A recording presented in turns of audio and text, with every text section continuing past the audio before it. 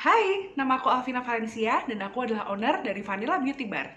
Oke, so langsung aja. Jadi ini adalah video kedua aku di channel yang ini.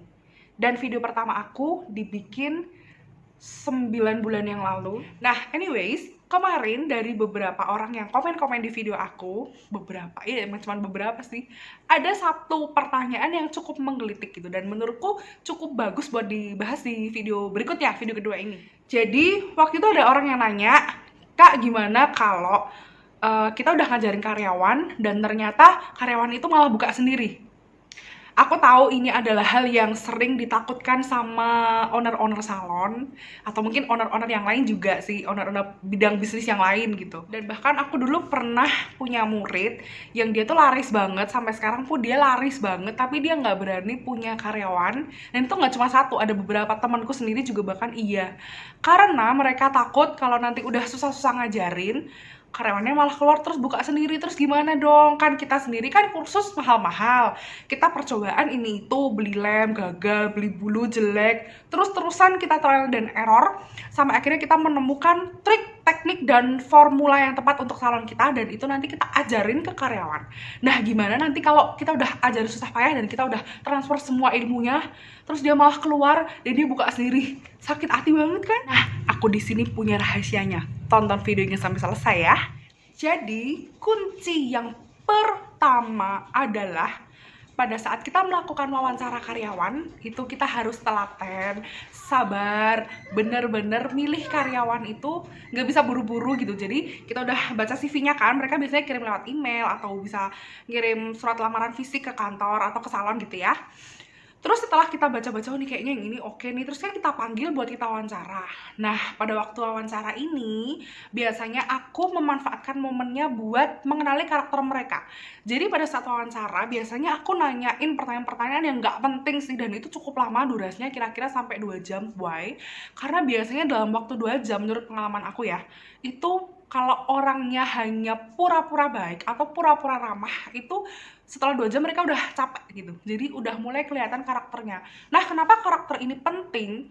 Karena kalau aku pribadi, aku lebih suka kerja bareng orang yang baik daripada yang pinter. Nah, biasanya kita berharap dapat karyawan yang dua-duanya ya, baik juga iya, pinter juga iya, ya kan? Tapi kenyataannya biasanya sih kita agak sulit nemuin yang punya dua karakter itu, karena biasanya yang pinter belum tentu baik, yang baik belum tentu pinter. Nah, kalau harus pilih salah satu, aku lebih pilih yang baik. Aku mikirnya gini, seandainya kita dapat yang baik tapi kurang pintar misalnya, kita tuh bisa sabar-sabarin untuk training gitu. Kita ajarin pelan-pelan, kita ajarinnya bagus, kita ajarinnya mudah dimengerti sama dia, dan kita sabar, itu pasti dia lama-lama bisa. Tapi kalau dia orangnya kurang baik dan kita pengen ngebenerin attitude-nya dia, itu agak susah gitu, karena sifat karakter dan watak seseorang itu agak susah dirubah setelah dia dewasa, ya kan? Orang kalau udah dasarnya tuh sifatnya baik, sikapnya baik, maka dia kalau mau berbuat curang itu udah ada kayak yang ngebentengin dulu, karena dia memang apa ya, dari hatinya dia tuh emang nggak kepengin aja berbuat hal yang buruk gitu loh. Jadi itu ya, karyawan yang baik itu penting. Itu yang pertama. Yang kedua, aku akan bikin surat perjanjian yang ditandatangani kedua belah pihak, yaitu aku dan si calon karyawan. Stop dulu ya. Jadi kemarin ini aku salah ngomong dan aku lupa buat record ulang, jadi video yang kepotong. Jadi intinya perjanjian kerja ini mengatur apa aja yang boleh dan tidak boleh dilakukan oleh karyawan. Salah satunya adalah tidak boleh membuka usaha sejenis selama kontrak kerja masih berlangsung. Nah, tapi gimana kalau si karyawan langsung buka eyelash extension setelah kontrak selesai? Misalkan ya, kita 1 tahun. Nah, begitu dia keluar, dia langsung buka. Gimana tuh? Kalau dari aku, ya udah, nggak apa-apa. Emangnya kenapa kalau dia buka?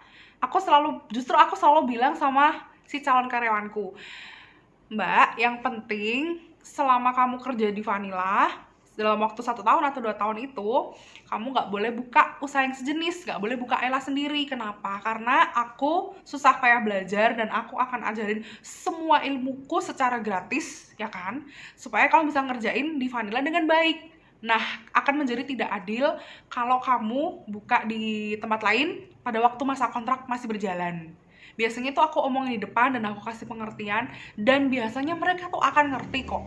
Tapi aku selalu bilang sama mereka, nanti kalau masa kontraknya sudah habis, udah berakhir 1 tahun atau 2 tahun, kamu boleh buka sendiri. Bahkan kalau kamu mau minta sertifikat kursus atau surat berkelakuan baik, aku tuh akan dengan senang hati memberikan gitu loh. Sertifikat pun boleh gitu, karena aku tahu kamu udah kerja di Vanilla, udah bisa mengerjakan eyelash extension tuh dengan baik, dan aku tuh akan dengan senang hati mengeluarkan sertifikat.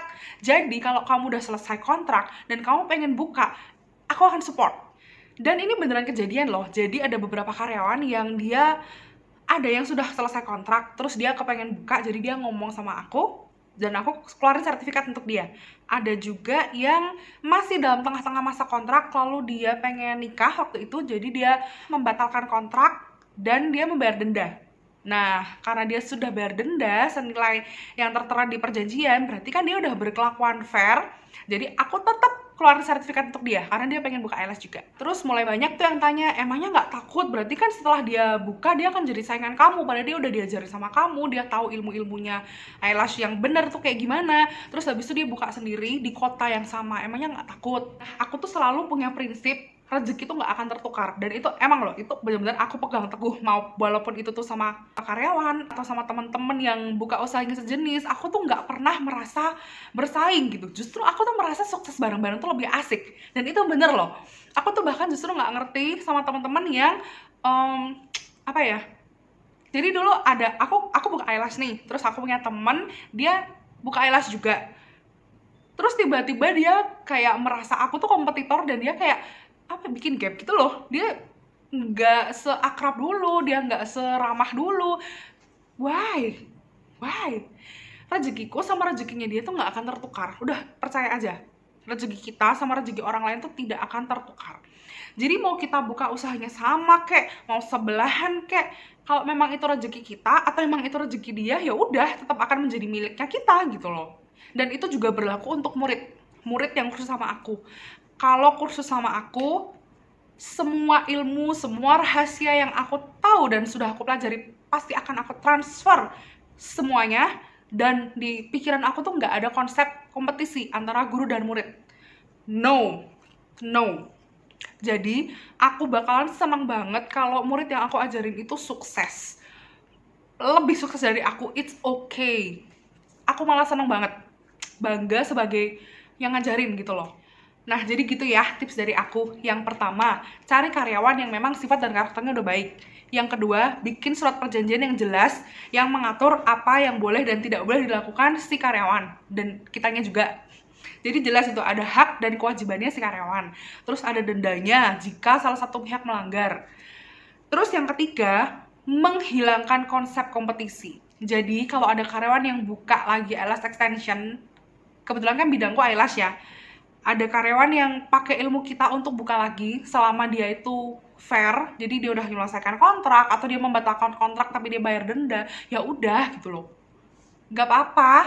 Justru harusnya kita tuh seneng gitu loh, karena berarti dia itu bisa buka dengan ilmu yang kita kasih, ya kan? Jadi menurutku poin 1 dan 2 itu cuman bisa membantu memagari biar kita tuh nggak terlalu takut dicurangin si karyawan gitu. Tapi seharusnya yang kita benerin itu mindset gitu. Kalau misalkan karyawan tetap curang gimana? Kalau aku ya udah. Menurut aku yang juga penting banget itu membenahi mindset kita, menghilangkan konsep kompetisi sama siapapun. Mau itu sama karyawan, mau sama teman, mau siapapun, biar kita tuh hidupnya lebih damai. Nggak kepikiran orang tuh mau nyanyiin kita, orang tuh mau curi ilmunya kita, nanti kalau dia buka kita nggak laku gimana. Itu hempas jauh-jauh, supaya kita tuh hidupnya lebih tenang. Udah fokus aja sama pencapaian kita sendiri, sama pengembangan salon kita sendiri. Udah fokus itu aja. Orang lain mau kayak gimana, mau buka kayak mau rame kayak mau sepi, udah biarin aja. Selama dia nggak mengganggu hidup kita, biarin aja. Gitu ya.